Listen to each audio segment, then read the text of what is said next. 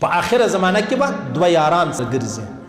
د الله رسول فرمایي دی به په زړه کې یو د بل دشمنان وي، په زړه کې به یو د بل دشمنان وي. په خدای قسم ته به پرون ماخستنې دا خبره کړې ده.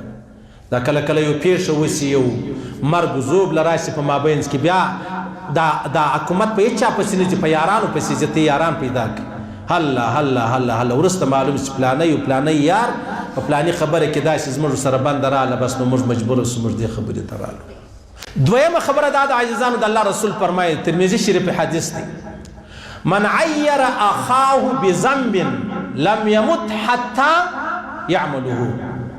د الله رسول فرمایي که چیرې یو سړی راولاړ سو چاته پیغور ورکوي، سړی راولاړ سو چاته پیغور ورکوي، هغه سړی پخوا یې ژره خریله اوس یې ژره پرېښې ده، پخوا یې لمونځ نه کوئ اوس یې لمونځ. حاجي صاحب کښېنه، ناوخته را روان یې ته ماته خاندې. پخوا یې ژره خریله نن یې ژره پرېښوله، پخوا یې غل و اوس توبه یې وایستله، بیا ښه سړی جنجو تبلیغي سو، طالب سو، مرید سو، پیر سو، شیخ سو.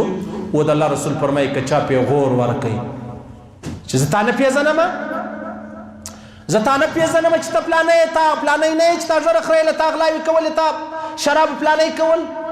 د الله رسول فرمایي من عیر اخاه بذنب، چا و چاته پیغور ورکوي، عار ورکوي، بذنب د هغه ګناه چې د توبه جنې ایستلې ده، لم يمت حتى يعمله. د الله رسول فرمایي در آسات الله دا سړی نه وژني چې تر څو یې د هغه عمل په ده نه یې کړی. پیغور چاته ورکول پس له ګناه چې هغه د توبه ایستلې ده، اوس زه راولاړ شوم ته راولاړ شې پیغور مې ورکوي، او ته اوس ما ته خبرې راښیې. تی اندازه ولګوي عام طور دا کلي والا نه دي، دا د مولوي صاحب خپل کلي مولوي صاحب خبرې نه مني، د خپل ورور، د خپل اکا، د خپل وایي دا زه پېژنم، پرېږدئ په هېڅ شي به نه یې اګا، لیکن د ده دپاره هغه غټ سړی دی. ولې دی وایي زه تا پېژنم، تا پلانی نه یې. د الله رسول فرمایي وایي تر هغه ساعته دې الله نه وژني چې د هغه ګناه یې په تا نه یې کړې. که تا چاته ویل ته شرابي نه یې، ته بدکاره نه یې، ته غل نه یې، حالانکې هغه توبه ایستلې ده، هغه توبه ایستلې ده. د الله رسول فرمایي تر هغه ساعته الله مرګ نه درله راولي، الله تا نه وژني تر څو یې د هغه ګناه په تا کړې نه وي. یو بابا دی، یو پیر دی، مرشد دی، بزرگ دی، استاز دی، هغه و زوی ته و قریب ته و عزیز ته د تنبیه د نصیحت په توګه دا خبره وکړي، تا پلانی نه یې، ته اوس دونه غټې خبرې کوې، ته نه شرمېږه په دې خبرو. هغه پروا نه لري. زموږ دی د بازار چې کوم پیغور دی، د بازار پیغور، د الله رسول فرمایي الله وعده کړې ده، من عیر اخاه بذنب، چا و خپل ورور ته پیغور ورکوي د یو ګناه، لم یمت حتی یعملو، تر هغه ساعتې الله نه وژني چې د هغه ګناه یې په ده کړې نه وي.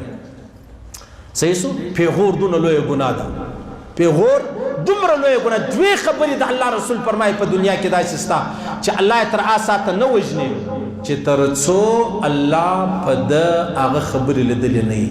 چاته دې پیغور ورکوي د ګناه، تر هغه ساعته دې الله نه وژني تر څو د هغه ګناه یې په تا کړې نه وي. یو د خپل مور و پلار نافرمانه، کوم سړي د خپل بابا او ادې نافرمانه یې، هغه په قبر کې نه، د حشرګاه په میدان کې نه، پر دې روی زمین الله ذلیله کوي. دا الله وعده کړې ده. یو بزرګ فرمایي وایي زامنو خپل پلار کشوي واهه، هله هله تر یو ځایه چې ورسېدو بیا یې زامنو ته الباس یې کوي، بس بس بس بچیانو نور مه، ول نه ول داسې داسې داسې، ول نه نه نور مه کوئ. ولې؟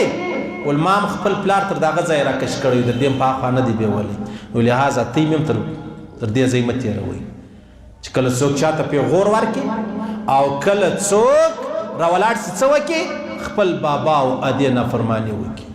ابوالعزیز مولوي صاحب راته ویل، ما مخکې خبره درته کړې وه، جومات اوس سلام وګرځېدی نو بیا څوک غږ وکړي ته دعا وکړه، بابا م بیمار دی، ادې م بیماره ده، زوی مې مسافر دی، پلانی پلانی.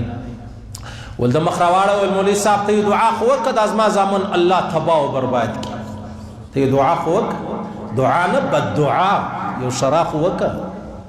ما درته ویلې وختي یو محترم سړی و، هغه مولوي صاحب ښه مشر سړی و، واته زامن الله ورکړي وو، بیا چا پوښتنه ځینې وکړه په دنیا یو ارمان لري؟ یو ارمان لرم. څه ارمان لري؟ ول ارمان مې دا دی چې زما د ټولو ځوانانو زامنو جنازه ووینم، بس بل یو ارمان نه لرم. نو د الله رسول فرمایي یو چې چاته پیغور ورکړي الله دې تر هغه ساعته نه پرېږدي تر څو یې په دغه ګناه مبتلا کړی نه. او دویمه خبره دا ده چې که چیرې څوک د بابا او د ادې نافرماني وکړي تر هغه ساعت الله نه وژني چې دغه یې په خپل اولاد ذلیله کړی نه. بله خبره بیا دا د عزیزانو د الله رسول فرمایي وایي که چیرې تا یو سړی ولیدي لا تظهر الشماتة لأخیک فیرحمه الله ویبتلیک. د الله رسول فرمایي تاسو د چا په مصیبت خوشحاله کیږئ مه، د چا په غم خوشحاله کیږئ مه. ولې؟ د الله رسول فرمایي الله به پر ده رحم وکړي لا غم مشکل پریشانی تکلیف به اخلاص کړي ویبتلیک تا به الله په دغه خبرو مبتلا کړي. د چا په غم خوشحاله کیږه مه، لا تظهر الشماتة لأخیک، بالکل به نه خوشحاله کیږي. دا زموږ د ژوند حصه ده چې موږ هر چاته پیغور ورکوو. دا زموږ د ژوند حصه ده چې موږ په هر چا باندې زما لږ خشه نه ورسره لګېږي یا زما طبیعت ورسره خراب دی زما نو د الله رسول فرمایي د چا په غم به خوشحاله کیږي نه، قطعا به نه خوشحاله کیږي. ولې؟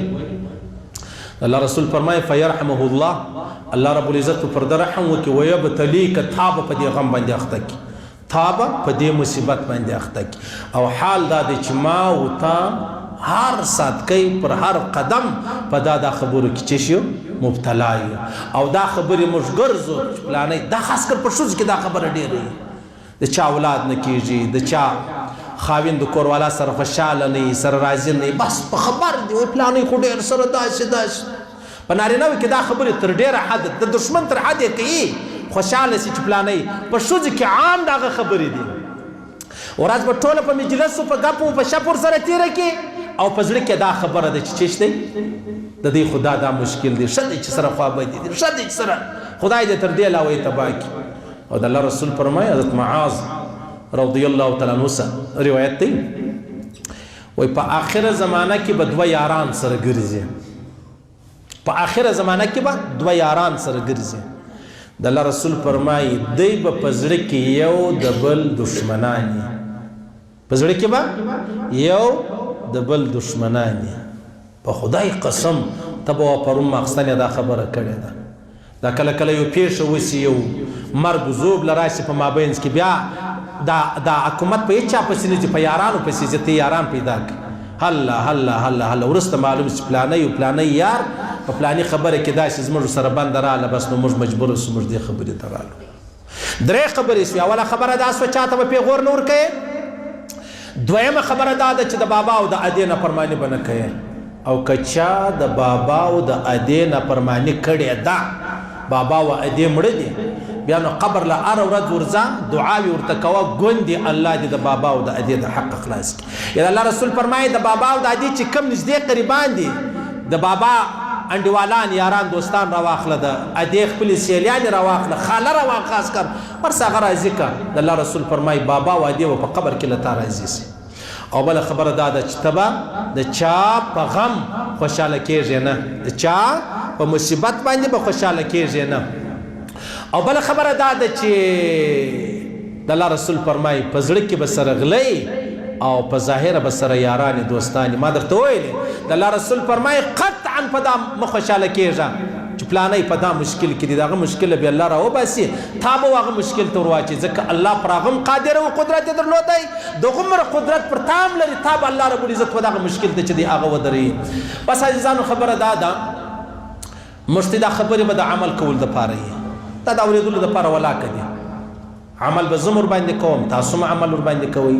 بیا به ته وایي چې مولوي صاحب ته خورا سختي کوي او پلانی پلانی کوي، سختي ولاکه کوم. د هغه خلک چې ناوخته رالو د دې پر وژو چې څوک پښې راړي زه هغه ته ووایم چې ولې، نو چې هغه ته وایم نو تا ته ولې نه وایم. صحیح ده. الله رب العزت خپل احکامات د جناب نبی کریم صلی الله علیه وسلم مبارک طریقې را نصیب کړي. الله دې د بدمرغۍ وساتي، الله دې د بدقسمتۍ وساتي، الله دې د بې ایمانۍ وساتي، الله دې موږ قریبان عزیزان ټول عالم اسلام بلکې د دعوت و تبلیغ مقصد دا دی ټول عالم انسانیت الله رب العزت پر دې تور مرګ ورکي چې مردا وای لا اله الا الله محمد رسول